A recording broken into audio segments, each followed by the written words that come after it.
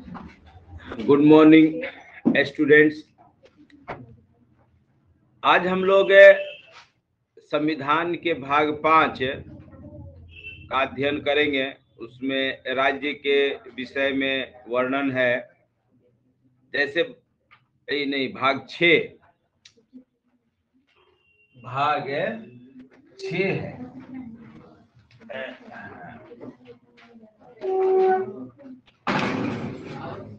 जैसे भाग 5 में संघ की कार्यपालिका, विधायिका और न्यायपालिका का वर्णन है, उसी प्रकार भाग 6 में राज्य के कार्यपालिका, विधायिका और न्यायपालिका का वर्णन है। दोनों में लगभग सेम प्रावधान है। वहां से हम लोग तुलना करते हुए आगे बढ़ेंगे। जैसे केंद्र में कार्यपालिका में राष्ट्रपति, प्रधानमंत्री और मंत्रिपरिषद, उसी प्रकार से राज्य में राज्यपाल, मुख्यमंत्री और मंत्रिपरिषद। विधायिका में वहां संसद है, तो यहाँ विधानमंडल।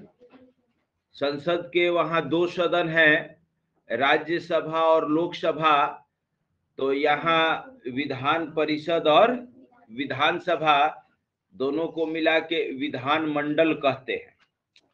अंतर एक है कि राज्यसभा अनिवार्य अंग है संसद का, लेकिन विधान परिषद अनिवार्य अंग नहीं है। ये किसी राज्य में है तो किसी राज्य में नहीं भी है। और वहां न्यायपालिका के तौर पे हम लोग देखे थे सुप्रीम कोर्ट, तो यहाँ न्यायपालिका के तौर पे है हाई कोर्ट। तो न्यायपालिका वहां तो बहुत ज्यादा पढ़े थे हम लोग, लेकिन यहाँ न्यायपालिका बहुत कम है। तो आइए हम लोग प्रारंभ करते हैं। भाग 6 राज्य। आपके स्क्रीन पर संविधान की मूल कॉपी जाएगी और उसको आप लोग देखेंगे और वहीं से जो जो इम्पोर्टेंट विषय वस्तु होगा उसको लिखवाएंगे भी। तो आइए देखिए।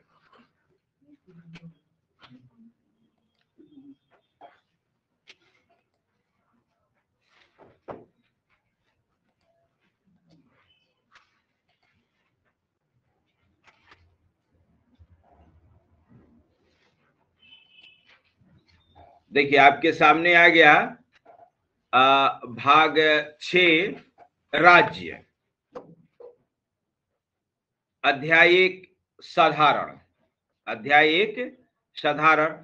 अब इसमें नहीं, अभी भी नहीं किया गया होगा संशोधन। अनुच्छेद 152 कहता है, राज्य की परिभाषा है कि इस भाग में जब तक कि संदर्भ से अन्यथा अपेक्षित न हो, राज्य पद के अंतर्गत जम्मू कश्मीर राज्य नहीं है। तो ये अनुच्छेद तब का है जब जम्मू कश्मीर राज्य हुआ करता था। जब जम्मू कश्मीर राज्य हुआ करता था उस समय भी भाग 6 उस पे लागू नहीं था पूरी तरह से। जब देखिए लिखा है जब तक कि संदर्भ से अन्यथा अपेक्षित न हो, मतलब जहां लिखा रहेगा कि ये प्रावधान जम्मू कश्मीर पर भी लागू होता है, वही प्रावधान केवल उस पर लागू होता होगा। अब तो जम्मू कश्मीर राज्य है ही नहीं, इसलिए अब कोई समस्या ही नहीं है। अब तो वो खुद केंद्र शासित प्रदेश बन गया है। अब आगे जब राज्य बनेगा तब देखा जाएगा कि उसको किस प्रकार का दर्जा दिया जा रहा है। जम्मू कश्मीर के लिए अलग से विशेष प्रावधान अनुच्छेद 370 में था। अनुच्छेद 370 में था कि जम्मू कश्मीर का शासन कैसे चलेगा, तो उसको भी सस्पेंड कर दिया गया है। तो चलिए आइए, तो अब अध्याय 2 से कार्यपालिका स्टार्ट है। तो हेडिंग दीजिए आप लोग, राज्य की कार्यपालिका। तो कंपैरिजन करते चलिएगा, थोड़ा सा रिकॉल करते चलिएगा।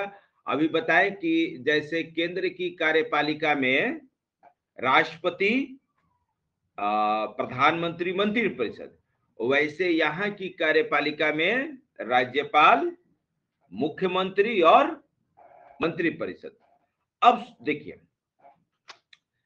चूंकि राष्ट्रपति देश का सर्वोच्च पदाधिकारी है और राष्ट्रपति पद बड़ा ही महत्वपूर्ण है, तो राज्यपाल का ओहदा राज्य में राष्ट्रपति के समान है, लेकिन राष्ट्रपति के समान इसके पास वैसी शक्तियां नहीं है। राष्ट्रपति के पास वैसी शक्तियां नहीं है। अब जैसे मान लीजिए राष्ट्रपति नहीं है तो उपराष्ट्रपति, उपराष्ट्रपति नहीं है तो सर्वोच्च न्यायालय के न्यायाधीश, मुख्य न्यायाधीश। अभी इसका लिस्ट आप लोगों को दिखलाना था, दिखलाएंगे। लेकिन राज्य में ऐसा नहीं है कि राज्यपाल नहीं रहेगा तो उपराज्यपाल, उपराज्यपाल होता ही नहीं है ना। तो वैसा कोई प्रावधान नहीं है। राज्य में अगर राज्यपाल नहीं है किसी राज्य के, तो दूसरे राज्य के राज्यपाल को उसका कार्यभार दे दिया जाता है। तो ये सब प्रावधान हम लोग देखेंगे, तुलना करते हुए चलेंगे। तो आइए देखिए, लिखिए अनुच्छेद 153, अनुच्छेद 153,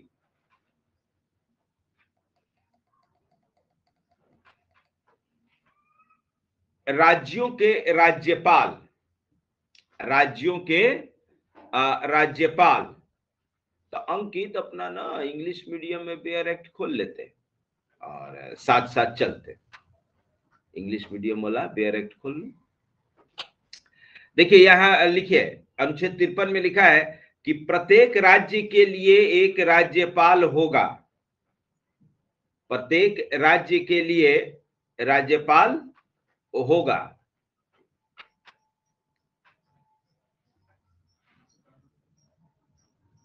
152 से है, प्रत्येक राज्य के लिए एक राज्यपाल होगा। परंतु इस अनुच्छेद की कोई बात एक ही व्यक्ति को दो या अधिक राज्यों के लिए राज्यपाल नियुक्त किए जाने से निवारित नहीं करेगी। लिखिए कि परंतु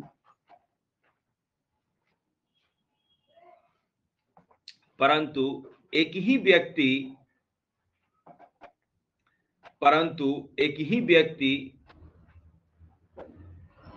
एक से अधिक राज्य, परंतु एक ही व्यक्ति एक से अधिक राज्य का राज्यपाल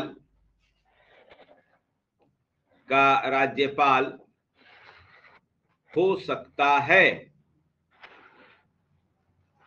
हो सकता है। ठीक है। तो कई मर्तबा एक ही व्यक्ति को, एक बार कौन थे उनको बंगाल, बिहार, उड़ीसा सब एक साथ दिया गया था, क्या था नाम था, चलिए अब लिखिए अनुच्छेद 154, राज्य की कार्यपालिका शक्ति। राज्य की कार्यपालिका शक्ति।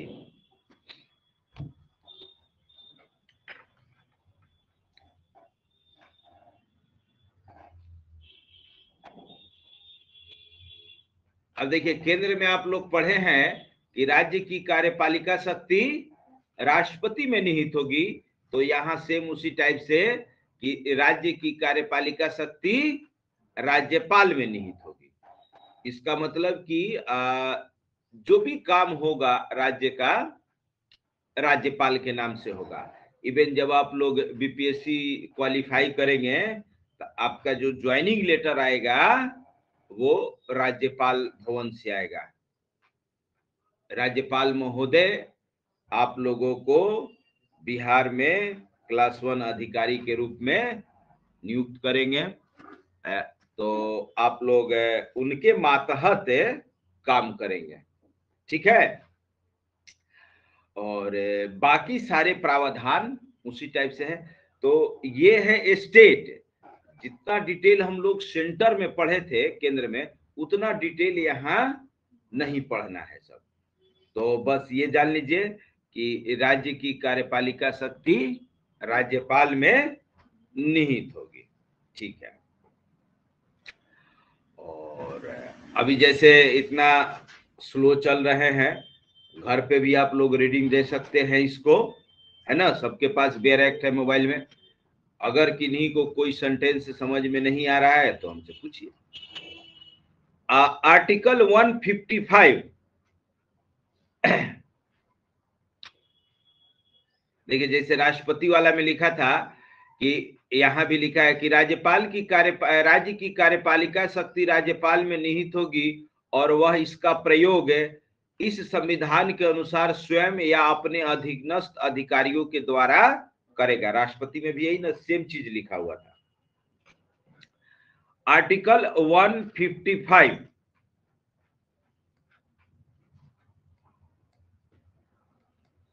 राज्यपाल की नियुक्ति। राज्यपाल की नियुक्ति, तो राज्यपाल की नियुक्ति कौन करेंगे? राष्ट्रपति। लिख लीजिए कि राज्य के राज्यपाल को राष्ट्रपति नियुक्त करते हैं, या राज्यपाल को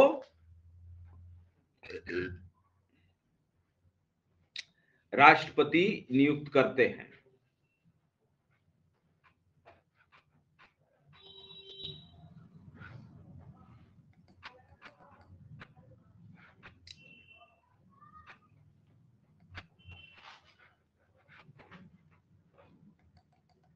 अब लीजिए, देखिए अनुच्छेद 156 156 आर्टिकल 156 राज्यपाल की पदावधि।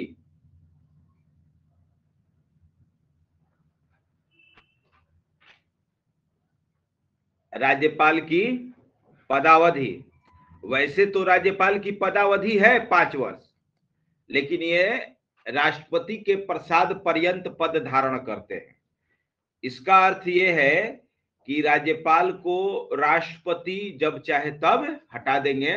राज्यपाल को हटाने की कोई विशेष प्रक्रिया नहीं है। जैसे राष्ट्रपति को हटाने के लिए महाभियोग लाना पड़ता है, राज्यपाल के लिए वैसी कोई प्रक्रिया नहीं है। राष्ट्रपति एक आदेश पारित किए कि इन्हें हटाया जाता है, काम, ठीक है। तो लिखिए राज्यपाल की पदावधि कि राज्यपाल राष्ट्रपति के प्रसाद पर्यंत पद धारण करेगा, in the pleasure of president.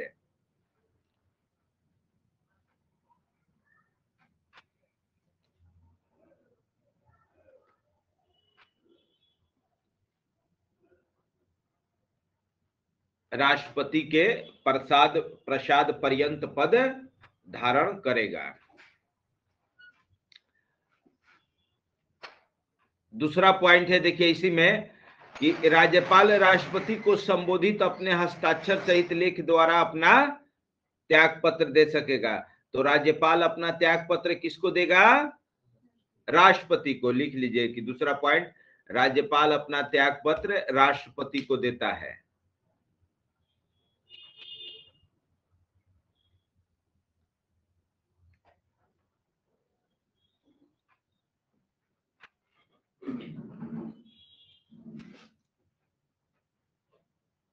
और तीसरा पॉइंट लिखिए कि राज्यपाल की पदावधि 5 वर्ष होती है। देखिए लिखा हुआ है, इस अनुच्छेद के पूर्वगामी उपबंधों के अधीन रहते हुए राज्यपाल अपने पद ग्रहण की तारीख से 5 वर्ष की अवधि तक पद धारण करेगा। वैसे अगर नियुक्त किया गया तो 5 साल तक अपने पद पर रहेगा, जब तक कि उसको बीच में ही न हटा दिया जाए। आगे लिखिए।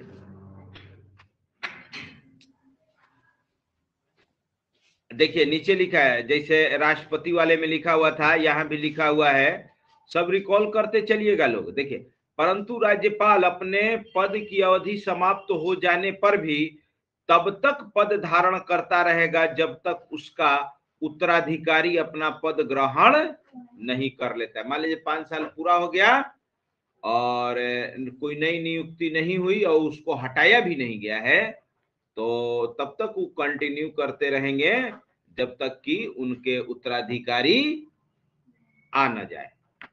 चलिए, अनुच्छेद 157, राज्यपाल नियुक्त होने के लिए अहर्ताएं, क्या एलिजिबिलिटी है? अहर्ताएं,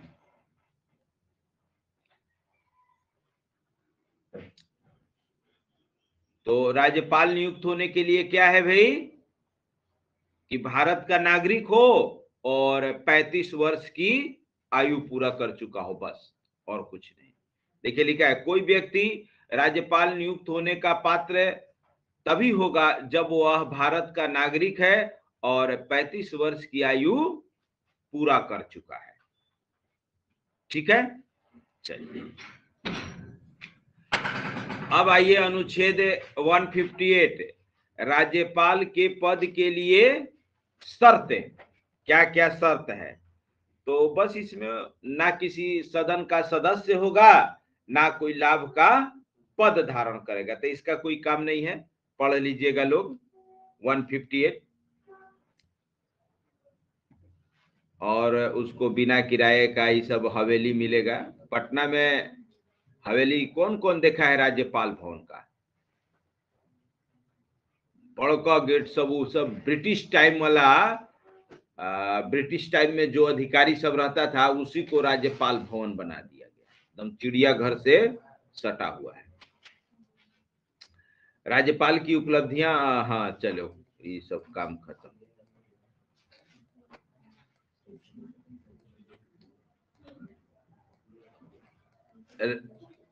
आर्टिकल 159, राज्यपाल द्वारा शपथ या प्रतिज्ञान। तो राज्यपाल को शपथ कौन दिलाते हैं?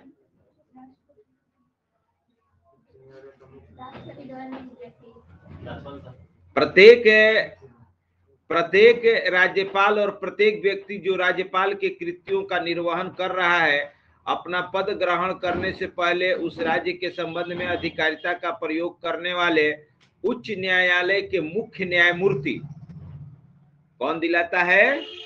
उच्च न्यायालय के।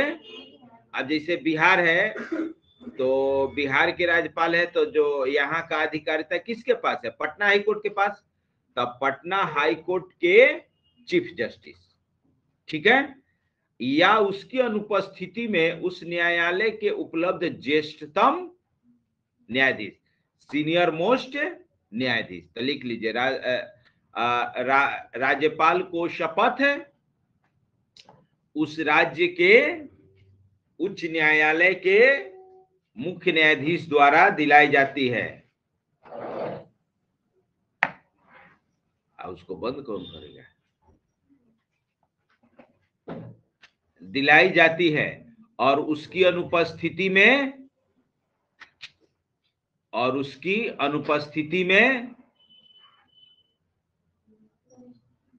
हाँ, उस उच्च न्यायालय के वरिष्ठतम न्यायाधीश, सीनियर मोस्ट।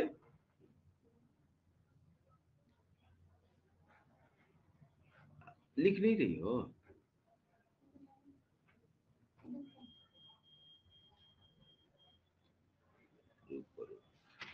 तो राज्यपाल महोदय क्या शपथ लेंगे, ये यहां दिया गया है, तो इसका कोई काम नहीं है। अब देखिए अनुच्छेद 60, कुछ आकस्मिकताओं में राज्यपाल के कृत्यों का निर्वहन, तो ये भी कोई इंपॉर्टेंट नहीं है, पढ़ देते हैं। राष्ट्रपति ऐसी किसी आकस्मिकता में जो इस अध्याय में उपबंधित नहीं है, राज्य के राज्यपाल के कृत्यों के निर्वहन के लिए ऐसा उपबंध कर सकेगा जो वह ठीक समझे। मान लीजिए अचानक कोई राज्यपाल हट गया, तो अपना नियम बना दिया गया है कि किसी अन्य राज्यपाल को उस राज्य का कार्यभार सौंप दिया जाएगा।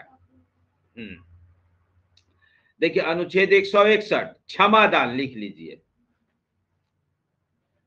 राष्ट्रपति की क्षमादान शक्ति अनुच्छेद कितनी थी? 72। Very good. और राज्यपाल का हो गया 161। देखिए क्षमा आदि की और कुछ मामलों में दंडादेश के निलंबन, परिहार या लघुकरण की राज्यपाल की शक्ति। तो राज्यपाल उन्हीं मामलों में क्षमादान कर सकते हैं जो मामला राज्य का है, जो मामला उस राज्य का है। तो किसी राज्य के राज्यपाल को उस विषय संबंधी जिस विषय पर उस राज्य की कार्यपालिका शक्ति का विस्तार है, मतलब जहां तक उस राज्य की कार्यपालिका शक्ति है, उन्हीं मामलों में ये क्षमादान दे सकते हैं, दूसरे मामले में नहीं। चलिए, और सेम वही चीज है, निलंबन, परिहार, लघुकरण, ये सब राष्ट्रपति पढ़ाते समय इनका मीनिंग बताया जा चुका है। आर्टिकल 162 राज्य की कार्यपालिका शक्ति का विस्तार। तो कार्यपालिका शक्ति का विस्तार कहां तक होगा? यानी कि राज्य क्या क्या कर सकती है? तो जो जो संविधान के तहत उसको मिला हुआ है, राज्य सूची के विषय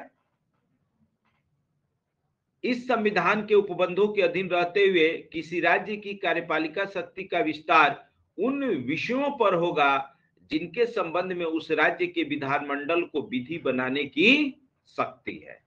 और राज्य को जो विधि बनाने की शक्ति है वो राज्य सूची में दिया गया है। जितने भी विषय हैं, विषयों का बंटवारा किया गया है, उसको संघ सूची, राज्य सूची, समवर्ती सूची में बांट दिया गया है। तो राज्य सूची पर राज्य कानून बनाते हैं, संघ सूची पर संघ कानून बनाता है। ये सब आगे हम लोग पढ़ेंगे केंद्र राज्य संबंध में। अब सुनिए, राज्यपाल खत्म, अब मंत्री परिषद शुरू होगा। बिहार मेंस के लिए, बीपीएससी मेंस के लिए सबसे इंपॉर्टेंट टॉपिक है राज्यपाल। लेकिन यहां जो प्रावधान दिया गया है ये सब नहीं आता है, राज्यपाल का व्यवहारिक पहलू आता है। इस संविधान में जितने भी अनुच्छेद दिए गए हैं, जो भी प्रावधान, उसमें सबसे ये विवादित प्रावधान ये राज्यपाल का रहा है। राज्यपाल से हमेशा मेंस में क्वेश्चन आता है बीपीएससी में। राज्यपाल कौन नियुक्त करता है? राष्ट्रपति। इसका मतलब यह है, ध्यान से सुनिएगा, कि अभी केंद्र में भाजपा की सरकार है, तब भाजपा जिसको कहेगा कि इसको इस राज्य का राज्यपाल बनाइए, राष्ट्रपति उसको उसका राज्यपाल बना देंगे, यानी कि वो भाजपा के आदमी होंगे। अभी जैसे जो कल्याण सिंह मर गए, यूपी के मुख्यमंत्री थे, उनको राजस्थान का राज्यपाल बनाया गया था। और अभी भी जितने कहीं भी राज्यपाल हैं सब भाजपा के नेता हैं। तो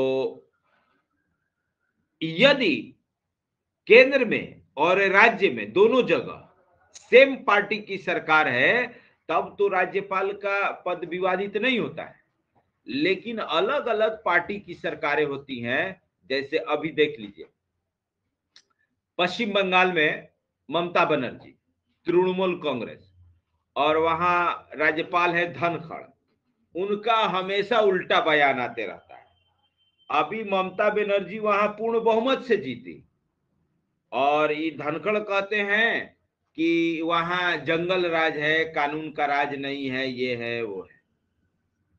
तो भाई जनता तो उन्हीं को जिताई, जनता तो बनर्जी को जिताई, और दूसरे ये भी नहीं कह सकते हैं कि ममता बनर्जी धांधली कराई। केंद्र में तो आपकी सरकार है, चुनाव आयोग आपका है, चुनाव आयोग आपका है, और इलेक्शन के समय राज्य की सारी मशीनरी चुनाव आयोग के हाथ में चला आता है। तो फिर भी वो पूर्ण बहुमत से ममता बनर्जी बंगाल में जीत गई, तो इसका मतलब कि जनता में उसका पैठ है, चाहे मीडिया जो कहे, है कि नहीं।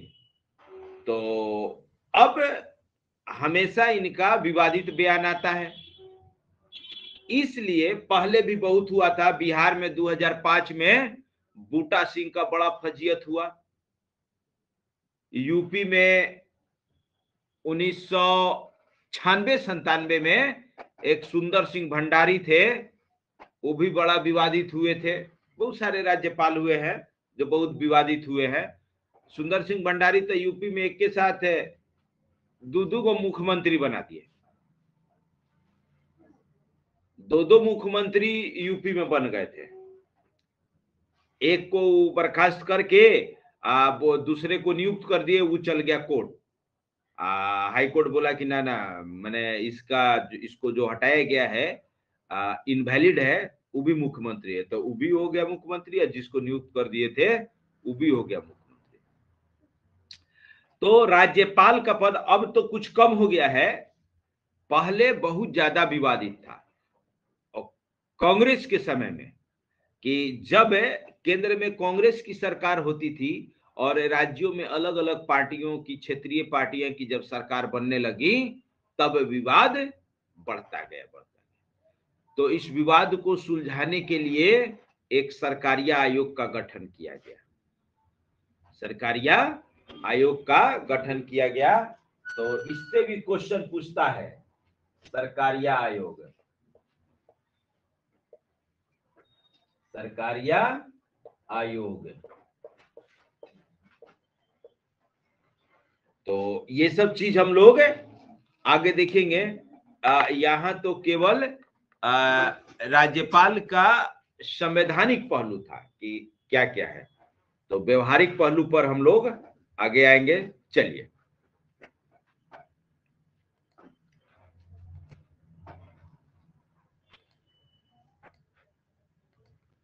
अब सेम चीज है। आइए आर्टिकल 163 पर, 163 पर राज्यपाल को सहायता और सलाह देने के लिए मंत्री परिषद, केंद्र में ये बात किस अनुच्छेद में थी? 74 में। 73 में था कार्यपालिका शक्ति का विस्तार। तो मंत्री परिषद वाला यहां जो आर्टिकल 163 है, सेम वही प्रावधान है जो राष्ट्रपति का। देखिए, जिन बातों में इस संविधान द्वारा या इस के अधीन राज्यपाल ने यह अपेक्षित है कि वह अपने कृत्यों या उनमें से किसी को अपने विवेकानुसार करे, उन बातों को छोड़कर राज्यपाल को अपने कृत्यों का प्रयोग करने में सहायता और सलाह देने के लिए एक मंत्री परिषद होगी, जिसका प्रधान मुख्यमंत्री होगा। इस वीडियो को आप लोग ना हो सके तो दोबारा सुन लीजिएगा। थोड़ा सा यहाँ अंतर है कि जैसे वहां पढ़े थे आप लोग राष्ट्रपति वाले में, कि राष्ट्रपति के पास जब कोई विधेयक जाता है हस्ताक्षर करने के लिए, तो राष्ट्रपति उसको एक बार वापस लौटा सकते हैं। लेकिन यहाँ राज्य में थोड़ी स्थिति अलग है, राज्य में स्थिति अलग है। राज्यपाल को कुछ विवेकाधीन शक्तियां दी गई हैं, और उस विवेकाधीन शक्तियों के तहत राज्यपाल उस विधेयक पर अपना अनुमति नहीं देगा, वो राष्ट्रपति के लिए उसको रिजर्व रख लेगा, राष्ट्रपति के लिए रिजर्व रख लेगा। ठीक है। हाँ, तो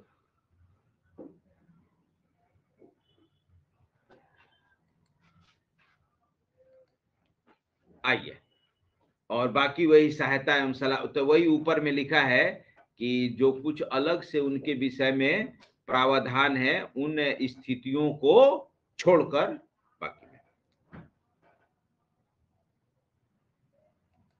यहाँ लौटाने वाला वैसा कोई ये नहीं है, प्रावधान नहीं है। देखिए, यदि कोई प्रश्न उठता है कि कोई विषय ऐसा है या नहीं जिसके संबंध में इस संविधान द्वारा या इसके अधीन राज्यपाल से अपेक्षित है कि वह अपने विवेकानुसार कार्य करे, तो राज्यपाल अपने विवेकानुसार किया गया विनिश्चय अंतिम होगा और राज्यपाल द्वारा की गई किसी बात की विधि मान्यता पर इस आधार पर प्रश्नगत नहीं की जाएगी कि कार्य किया है कि नहीं। इस प्रश्न की किसी न्यायालय में जांच नहीं की जाएगी कि क्या मंत्रियों ने सलाह दी है, तो इसका कोई काम नहीं है। बस अपना याद रखिएगा कि राष्ट्रपति को सहायता एवं सलाह देने के लिए एक मंत्री परिषद होगी जिसके प्रमुख मुख्यमंत्री होंगे, अनुच्छेद 163। अब आइए आर्टिकल 164 प्रधानमंत्री मंत्रियों के बारे में अन्य उपबंध, वहां भी पढ़े थे हम लोग, तो वहां और यहां एकदम 100% सेम। तो वहां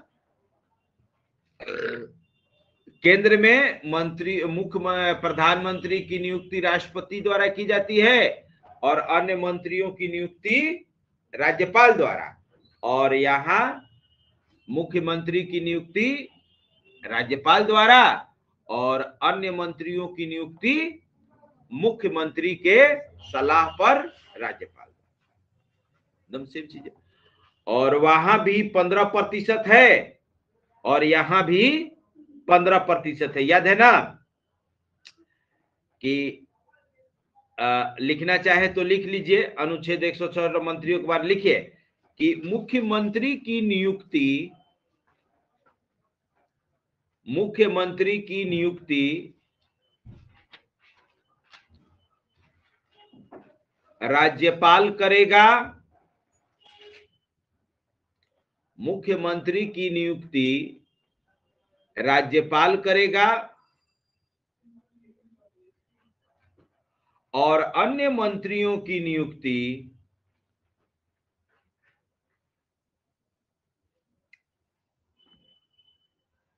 राज्यपाल, अन्य मंत्रियों की नियुक्ति राज्यपाल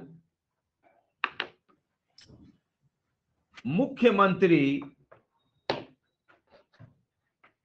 के सलाह पर करेगा।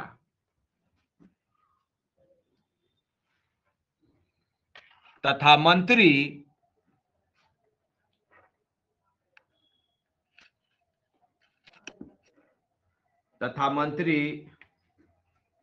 राष्ट्रपति के प्रसाद पर्यंत, राज्यपाल तथा मंत्री राज्यपाल के प्रसाद पर्यंत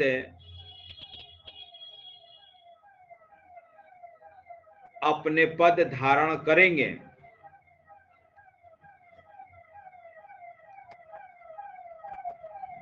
अपने पद धारण करेंगे।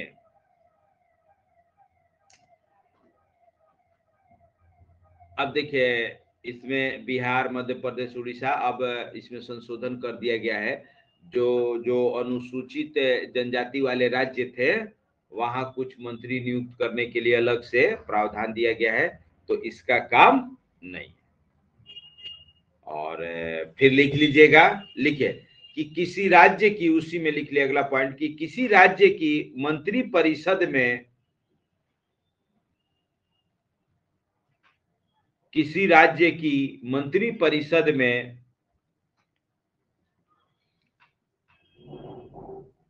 मुख्यमंत्री सहित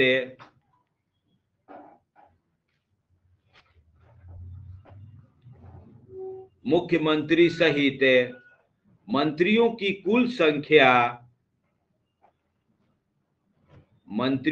कुल संख्या उस राज्य की विधानसभा के सदस्यों की, देखिए विधानसभा को अंडरलाइन कर दीजिएगा, केवल विधानसभा के सदस्यों की कुल संख्या के 15% से अधिक नहीं होगी। 15% से अधिक नहीं होगी। ये प्रावधान कब जोड़ा गया था?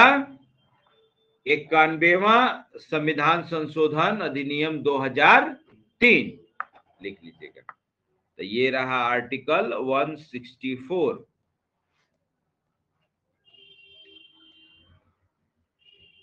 ये रहा आपका 164।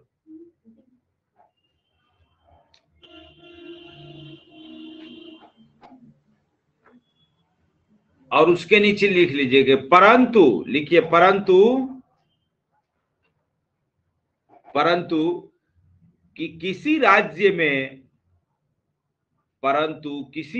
में मुख्यमंत्री सहित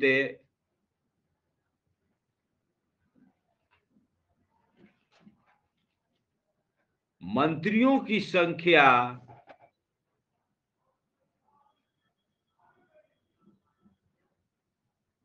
12 से कम नहीं होगी।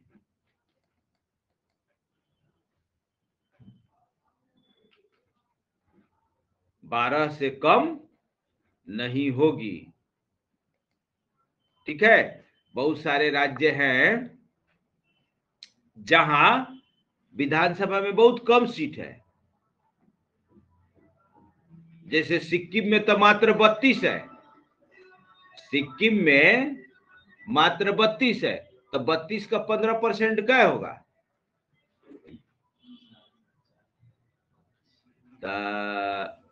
15 6 का 90, 7 5, लगभग 5, 7 5 35 कम बेसी। तो अब 5 में तो एक मुख्यमंत्री हो जाएंगे और 4 मंत्री, तो राज्य चलेगा नहीं ना। बाकी सब विभाग किसको दिया जाएगा? तो इसलिए कह दिया गया है कि मान लीजिए जिन राज्य के विधानसभा में सदस्यों की संख्या बहुत कम है, वहां कम से कम 12 मंत्री होंगे। ठीक है। चलिए अब देखिए बाकी वही चीज है, आगे वाला ये सब का तो काम नहीं है। लिखिए मंत्री परिषद राज्य के विधानसभा के प्रति सामूहिक रूप से उत्तरदायी होगी। अगला पॉइंट लिख लीजिए।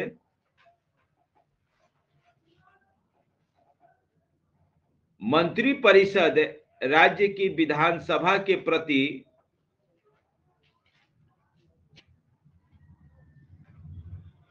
सामूहिक रूप से उत्तरदायी होगी।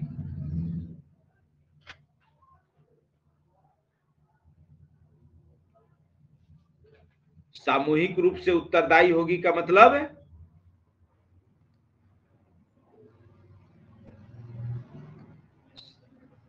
कि अगर एक गया, एक उसका विधेयक गिरा एक का, तो सबको इस्तीफा देना पड़ेगा। तीसरा, किसी मंत्री द्वारा पद ग्रहण करने से पहले राज्यपाल तीसरी अनुसूची, तो इसको कौन शपथ दिलाता है? मंत्रियों को शपथ राज्यपाल।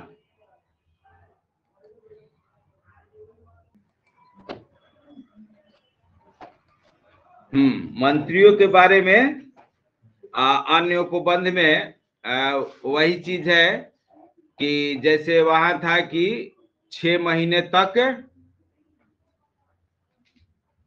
कोई भी अगर मंत्री किसी सदन का सदस्य नहीं रहेगा तो वो मंत्री पद पर नहीं रह सकता है। यहाँ भी वही है कि कोई भी व्यक्ति मंत्री बन सकता है बशर्ते कि 6 महीने के भीतर उसे किसी भी सदन की सदस्यता लेनी अनिवार्य है। चलो ठीक है। अब आइए देखिए, वहां पढ़े थे आप लोग महान्यायवादी, वहां पढ़े थे आप लोग महान्यायवादी। आर्टिकल कितना है? 76। और यहाँ है अनुच्छेद 165। लिखिए, राज्य का महाधिवक्ता, इसको कहते हैं एडवोकेट जनरल।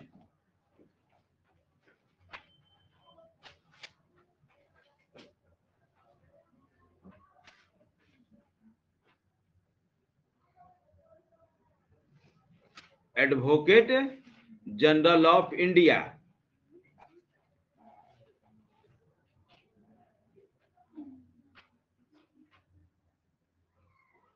राज्य का महाधिवक्ता।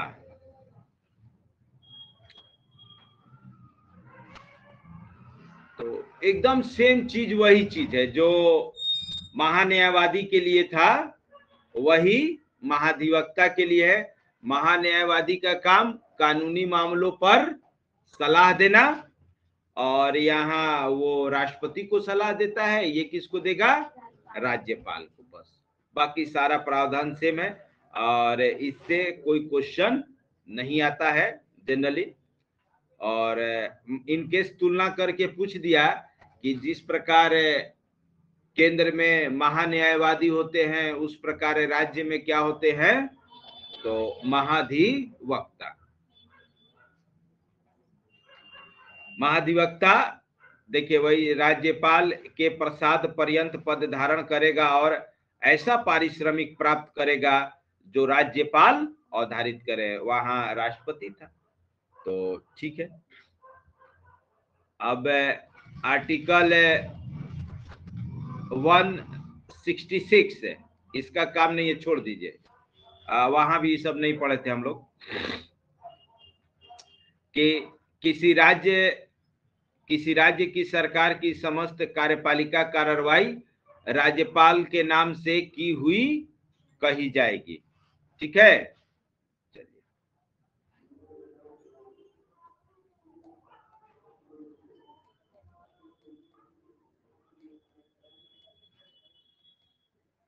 वहां भी था कि प्रधानमंत्री, देखिए आर्टिकल 167, राज्यपाल को जानकारी देने आदि के संबंध में मुख्यमंत्री के कर्तव्य। तो वहां था प्रधानमंत्री के कर्तव्य। आर्टिकल 78 है। हाँ, तो हम लोगों का ये कार्यपालिका चैप्टर, राज्यपाल चैप्टर खत्म। अब सुनिए, राज्यपाल के विषय में जो कह रहे थे मेंस में क्वेश्चन आता है, उसको हम लोग अलग से देखेंगे। सरकारी आयोग का क्या रिपोर्ट था, ठीक है, वो मेंस के लिए होगा। अब आ जाइए अध्याय 3। अध्याय 3, राज्य का विधानमंडल। राज्य का विधानमंडल।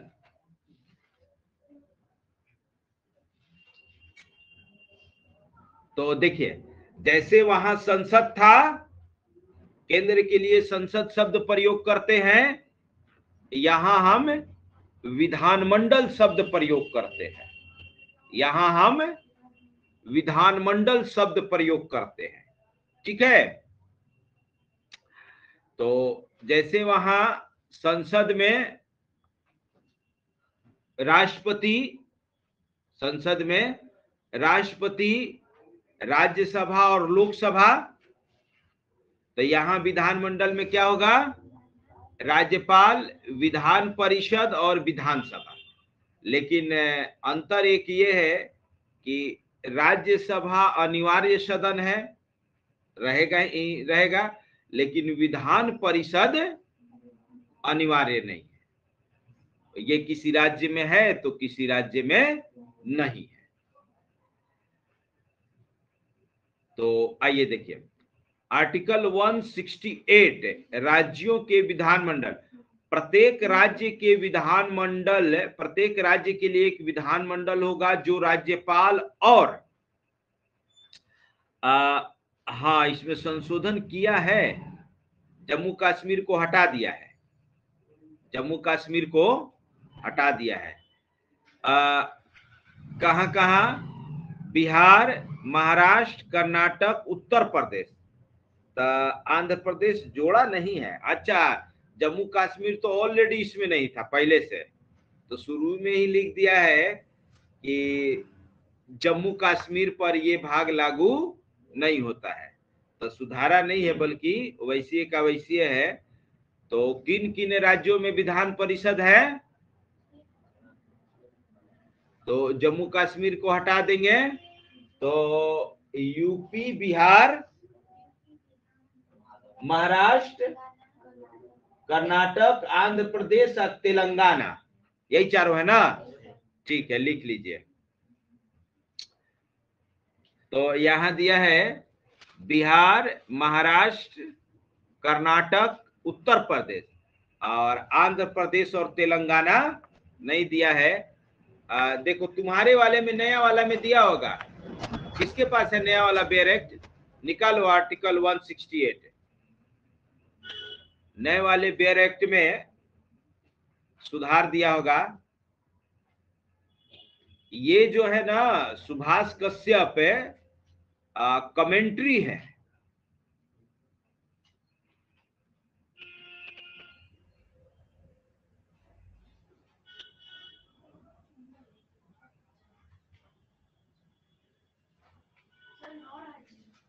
नौ राज्य। कौन कौन राज्य है? ना ना ना ना, तो तमिलनाडु तो कब का हटा दिया है। तो तुम्हारा ना ना, तमिलनाडु तो कब का खत्म हो चुका है। हाँ, तो 9th में उत्तर प्रदेश है ना, तो तमिलनाडु हटा दो। और कौन है? तो फिर और कौन हटेगा? देखिए, बोलो तो फिर से। हाँ, मुंबई तो कब का, मुंबई राज्य नहीं है, तो महाराष्ट्र मुंबई अलग अलग थोड़ी है। हटाओ उसको, चलो ठीक है, वही 6 है। तो ये तुम्हारा वो पुराना वाला है। सेंट्रल लॉ पब्लिकेशन का ना, वो ठीक देता है, बाकी वाला इधर उधर करता है। चलिए, तो ये हो गया विधानमंडल। तो विधानमंडल में कौन कौन हो गए? राज्यपाल, राज्यपाल, विधान परिषद,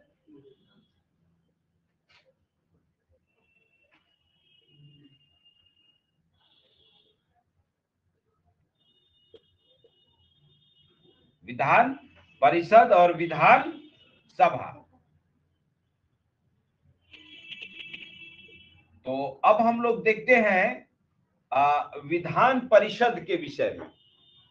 तो अभी आप लोग देखें कि विधान परिषद अनिवार्य सदन नहीं है। विधान परिषद अनिवार्य सदन नहीं है। हम लोगों के सामने जब हम तैयारी कर रहे थे स्टार्ट के, तो आंध्र प्रदेश में जब बंटवारा नहीं हुआ था, आंध्र प्रदेश में विधान परिषद था, फिर वो खत्म कर दिया और फिर बना लिया। तो ये कैसे होता है? जब मर्जी तब खत्म कर दीजिए और जब मर्जी तब बना लीजिए।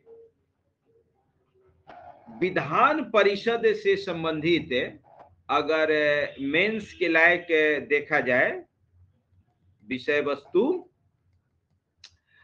तो जब हम लोग इसमें कानून पढ़ेंगे, या सुन ही लीजिए, सुनिए, इधर सुनिए। जैसे आप लोग देखे थे कि कोई भी कानून बनता है केंद्र में, तो लोकसभा और राज्यसभा दोनों से पारित करना होता है, दोनों में उस पर चर्चा होती है। तो यहां भी स्थिति वही है कि जब कोई कानून बनाना होता है तो विधेयक को विधानसभा और विधान परिषद दोनों से पारित करना होता है। तो विधान परिषद का सृजन किया जाता है कि इसमें बुद्धिजीवी वर्ग के लोग रहेंगे, इसमें बुद्धिजीवी वर्ग के लोग रहेंगे और कानून निर्माण में अपना योगदान देंगे, कानून निर्माण में अपना योगदान देंगे।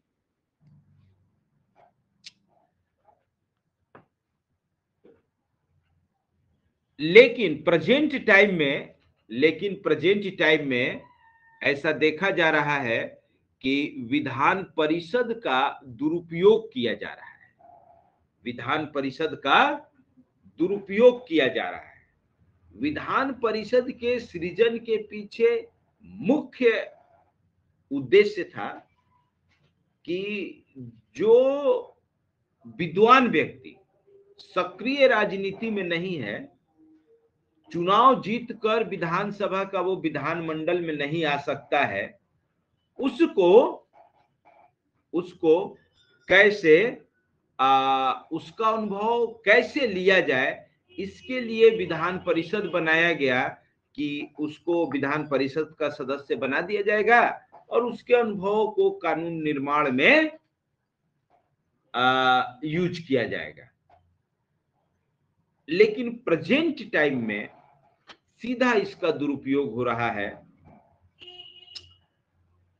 इसके जो सदस्य हैं विधान परिषद के, अमूमन देखा जो जा रहा है सब माफिया, पूंजीपति, पैसे के दम पर अपना चुनाव जीत रहा है। इसमें कोई अब बुद्धिजीवी प्रकार का कोई व्यक्ति नहीं रह गया, सब माफिया आ गया है, पैसे के दम पर जीत रहा है। मतलब अब एमएलसी बनना स्टेटस बन गया है। या फिर मान लीजिए मुख्यमंत्री किसी राज्य में है, उसका कोई चहेता विधानसभा में हार गया तो उसको विधान परिषद में ले आता है, विधान परिषद में तो आसानी से जीता लेगा, उसको विधान परिषद में ले आके और मंत्री बना देगा। तो विधान परिषद का प्रेजेंट टाइम में सरासर दुरुपयोग हो रहा है और उस पर सरकार, उसके रख रखाव और उन पर जितना खर्चा कर रही है सब बेकार है। वो राज्य का पैसा पानी में बह रहा है। राज्य कहती है कि हमारे पास संसाधन नहीं है। जैसे बिहार को ले लीजिए, कहता है कि हम गरीब हैं, तो गरीब हो तो विधान परिषद हटाओ, उस पर जितना तुम करोड़ों अरबों रुपया खर्चा कर रहा है कोई फायदा है? उसको हटाओ। तो बस जनता को बेवकूफ बनाना है। जनता पढ़ी लिखी है नहीं, जनता समझदार है नहीं, जैसा मर्जी वैसा उल्टा सीधा कानून अपना बना रहा है और उल्टा पलटा चीज समझा रहा है। और जब इलेक्शन आ रहा है तो बिहार को विशेष राज्य का दर्जा मांगो, विशेष राज्य का दर्जा। अरे तुम अपना कर्तव्य मत करो। जिसे जो लंगड़ा है वो जरा सा भी चलने का कोशिश न करे और केवल कहे कि हमको दोनों कांख में हाथ लगा के हमको टांगे रहो। अरे तू भी तो कुछ कोशिश करो, है कि नहीं? तो यही चीज है। तो आएगा क्वेश्चन कि विधान परिषद के प्रासंगिकता पर चर्चा करें। तो प्रेजेंट टाइम में, वर्तमान स्थिति में इसका एकदम सफा दिखा देना है कि दुरुपयोग हो रहा है, कोई फायदा नहीं। जब संसद में मारामारी कर रहा है, लड़ाई झगड़ा कर रहा है, तो यहाँ तो कहा नहीं, यही ना बिहार में ना मारामारी किया था, कहाँ किया था? विधानसभा के बाहर तो किया था। अरे विधानसभा में भी पूरा मारामारी किया था सब अपने में, भाजपा वाला विधानसभा में भी किया था। हाँ हाँ हाँ, करागर विधायक को सोचिए। ऐसे ऐसे तो हमारे जनप्रतिनिधि हैं। तो अब नेता नहीं, अब माफिया लोग पहुंच रहा है विधानसभा में, और नाम लेना उचित नहीं है। जितना को देखिए सब पैसे के दम पर जीत के जा रहा है। तो ये चीज लोकतंत्र के लिए बड़ा खतरनाक है। अभी नहीं, आगे इसका दुष्परिणाम भुगतना पड़ेगा। खैर चलिए, तो आइए देखिए आगे चलते हैं। हाँ,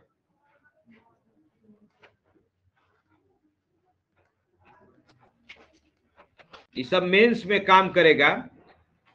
आर्टिकल 169, राज्यों में विधान परिषदों का उत्सादन या सृजन।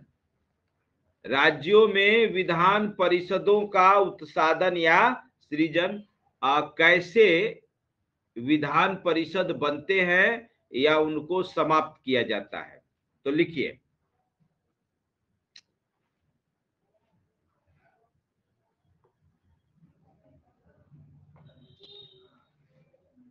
कि यदि किसी राज्य की विधानसभा, लिखिए यदि किसी राज्य की विधानसभा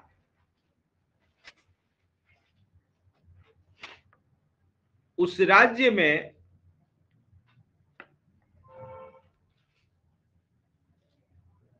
विधान परिषद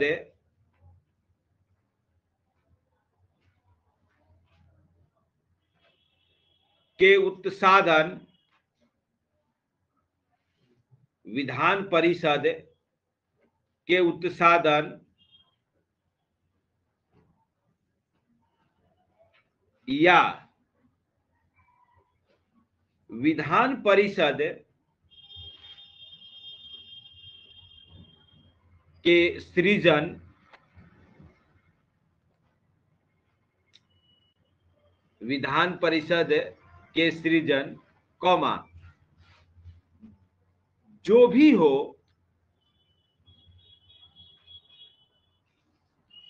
हो कौमा,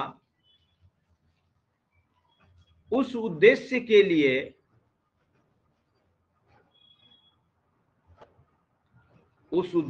लिए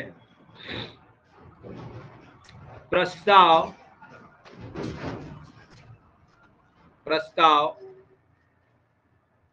पारित कर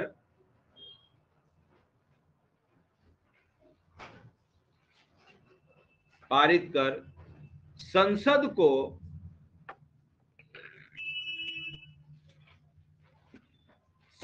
को भेजता है,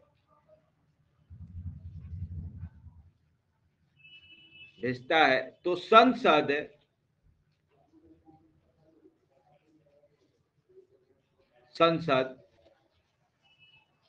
उस राज्य के लिए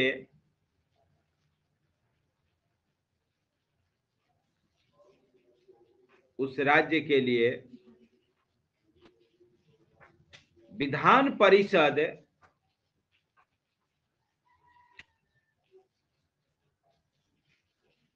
का उत्सादन या सृजन, कौमा, जो स्थिति हो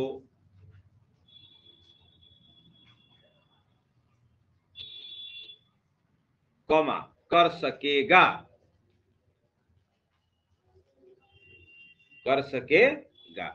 तो विधान, किसी राज्य में विधान परिषद का, विधानसभा लिखवा दिए हैं, नहीं ना, विधान परिषद ना, हाँ, किसी राज्य में विधान परिषद का उत्सादन या सृजन कौन करेगा?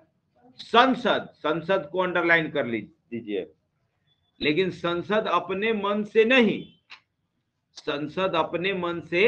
नहीं, संसद कब ऐसा करेगा?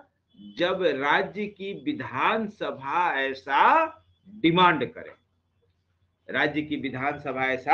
डिमांड करे, अगर वहां है तो समाप्त करने का प्रस्ताव पारित करेगा, और वहां नहीं है तो वहां बनाने का प्रस्ताव पारित करेगा। ठीक है, चलिए, तो आज इतना पर रोकते हैं, आज इतना पर रोकते हैं। कल हम लोग आगे देखेंगे। पेपर आप लोगों का लोड है, टेस्ट होगा। ठीक है, तो दीजिए, आपका दिन शुभ हो।